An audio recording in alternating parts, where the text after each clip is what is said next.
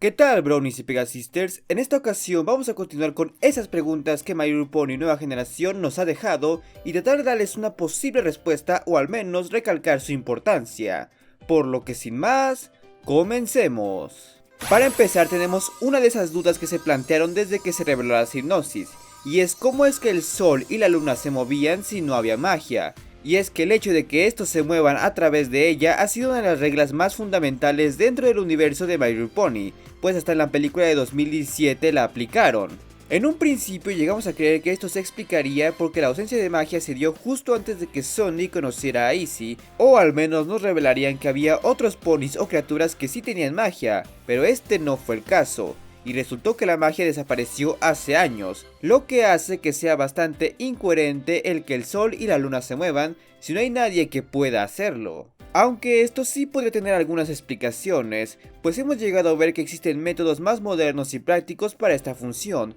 como en el dispositivo que se le extraído a Twilight en el episodio Entre la noche y el amanecer, lo que podría implicar que Twilight encontró una forma de automatizar el sol y la luna ajeno a la magia de los ponis, o hasta podríamos decir que fue la ausencia de magia lo que provocó que estos se movieran naturalmente. O bien, siguiendo con la idea de que Twilight está escondida, ella podría seguir controlándolos desde donde esté. Y una posible prueba de ello está cuando un rayo de sol alumbra justamente el cristal terrestre para que Sonny lo descubra, como si el sol fuese movido justo en ese momento por alguien. Aunque para ser honesto, no es la primera vez que esta lógica se rompe, pues si recordamos en el episodio Caos Escolar cuando Cozy roba la magia, ahí se advierte que al atardecer toda esta habrá desaparecido. Pero ¿cómo siquiera puede haber atardecer si para ese punto Celeste y Luna ya no deberían tener magia? Así que al igual que en ese caso, puede tratarse de una conveniencia de guión. Otra duda muy similar es por qué los ponis solo tienen la Cutie Mark de un lado, o más bien por qué siquiera la tienen.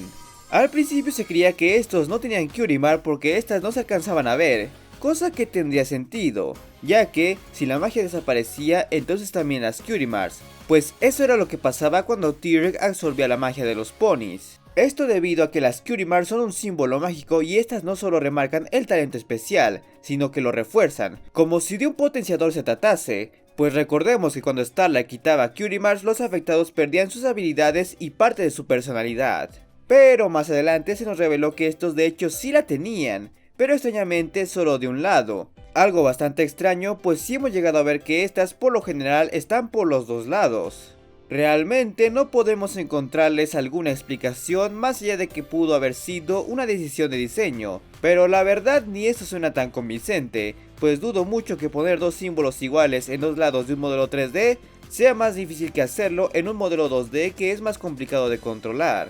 Para nuestra siguiente pregunta debemos cuestionarnos el qué pasó con Equestria, y no me refiero a por qué se dividió, sino que literalmente qué le pasó a toda Equestria, porque si nos ponemos a observar lo que llegamos a ver en la película no debería ser ni el 10% de lo que Equestria es. Tanto Merton Bay como Bridalwood son lugares extremadamente pequeños y con una población muy minúscula, y más si consideramos que aparentemente son los únicos lugares donde habitan sus respectivas razas. Mientras que Altos de Zéfiro, si bien es mucho más grande y con una mayor población, sigue siendo bastante reducida si tomamos en cuenta que en la antigua Equestria era todo un país con cientos de ciudades y pueblos que albergaban miles de ponis, a los cuales no se sabe qué fue de ellos. Ya hemos resaltado cómo es que Canterlot y Ponyville parecen ya no existir, pero nada se ha dicho o referido sobre Cloudsdale, Manhattan o el Imperio de Cristal, ciudades inmensas que tenían a cientos de ponis de distintas razas, por mencionar algunas. Realmente siempre he pensado que las teorías de futuros post-apocalípticos son de las más absurdas, pero la verdad es que este parece ser el caso, pues estamos hablando de que de todos los millones de ponis y lugares que habían, solo quedaron 3, una cantidad muy reducida. No es por ser pesimista, pero parece que los ponis están rozando la extinción, en especial los unicornios, quienes son los más reducidos. Siguiendo con el estado devastado de Equestria, hay que preguntarnos por qué fue construida Altos de Zéfiro y si esto tiene algo que ver con que Canterlot ya no exista. Anteriormente especulábamos que Altos de Zéfiro fue fundado por los Pegasos tras haber derrocado a Twilight y echar a los unicornios de la montaña donde antes se encontraba Canterlot, y actualmente se encuentra esta ciudad. Pero tras revelarnos que de hecho Twilight estuvo involucrada en su construcción, esto parece improbable. Lo que más intriga es por qué Twilight quería construir otra ciudad como capital de Equestria teniendo ya a Canterlot, pero una posible respuesta puede que se nos haya dado en el final de la 10ª temporada,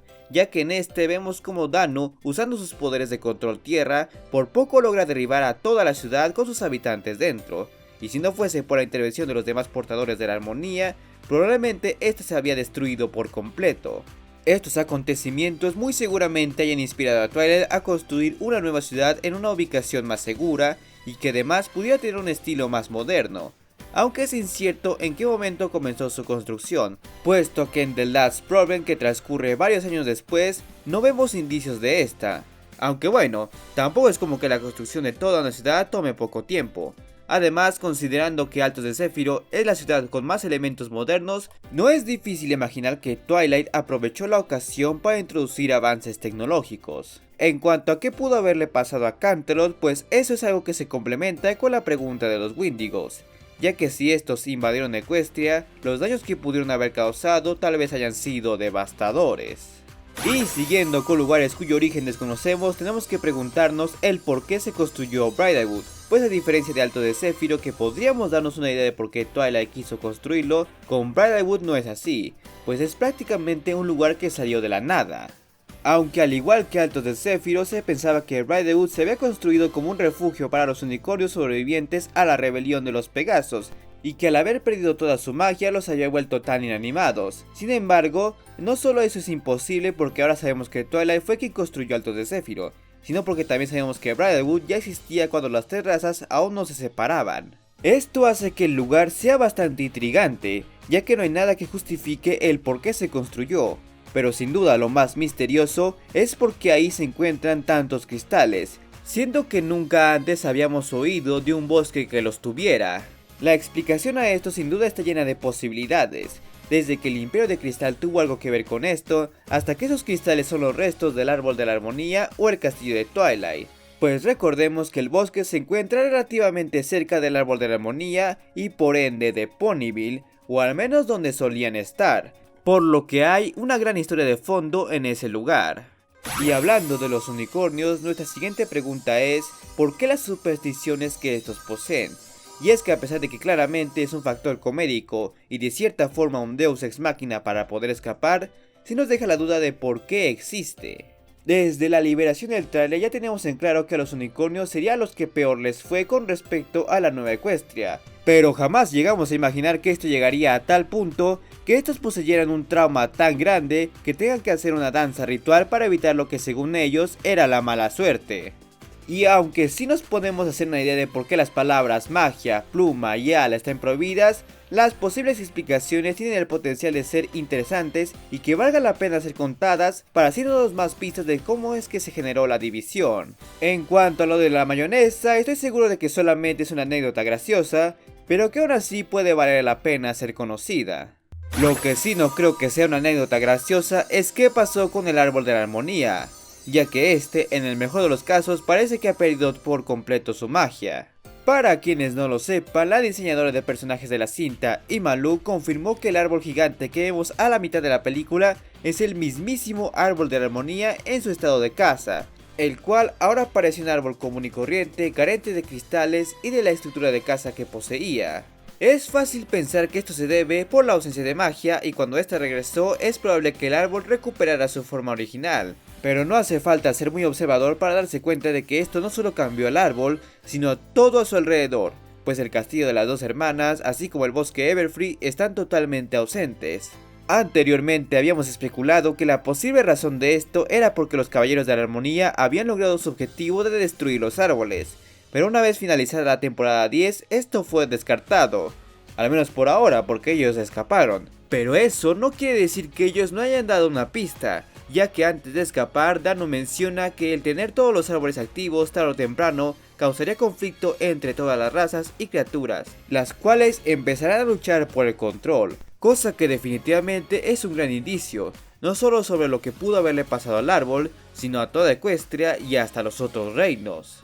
Y cerca del final nos preguntamos por qué carajos Sony se transformó en un alicornio. Esta es una pregunta que nos hacemos aquí en el canal desde que la película se estrenó, algo que de hecho ya se sabía de antemano gracias a las filtraciones de los juguetes, pero en ese entonces se pensaba que el papel de Sonic como Alicornio era de más trascendencia, cosa que no fue así, porque literalmente se transformó a minutos de que acabara la película. Peor aún, la transformación tendría más sentido si esta fuera permanente, pero claramente no lo es, ya que se ve como las alas y el cuerno son un tipo de proyección, pues de lo contrario, al menos podríamos decir que Sonic podría volverse la nueva gobernante de Equestria y ser un símbolo de unión de las tres razas, pero ese no es el caso, al menos no de primera instancia. Básicamente la transformación de Sonic es un Rainbow Power, algo que se llega a predecir con mucho anticipo, se le da gran discusión y crea toda una línea para vender mercancía, pero dentro de la narrativa, una vez que fue visto,